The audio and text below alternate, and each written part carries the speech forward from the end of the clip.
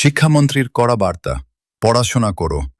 এই তোমরা কেমন আছো? লেখাপড়া করছো তো? লেখাপড়া করতেই হবে, নকল প্রশ্ন ফাঁস জালিয়াতি কোনো কিছুই আর চলবে না। শিক্ষামন্ত্রীর কড়া বার্তা, পড়াশোনা করো, প্রশ্ন ফাঁস জালিয়াতি নয়। শিক্ষামন্ত্রীর বক্তব্যে একদিকে ছিল পরিচিত, সহজ ও আবেগঘন সেই পুরনো ভাইরাল সংলাপ, এই তোমরা সবাই কেমন আছো, লেখাপড়া করছো তো, করতে হবে। অন্যদিকে ছিল বর্তমান শিক্ষা ব্যবস্থার বড় চ্যালেঞ্জ, যেমন প্রশ্ন ফাঁস, নকল ও জালিয়াতির বিরুদ্ধে কঠোর বার্তা। এই পরিচিত সংলাপ ব্যবহার করে তিনি শিক্ষার্থীদের সঙ্গে মানসিক সংযোগ তৈরি করেছেন, যা বক্তব্যকে আরও গ্রহণযোগ্য ও স্মরণীয় করেছে।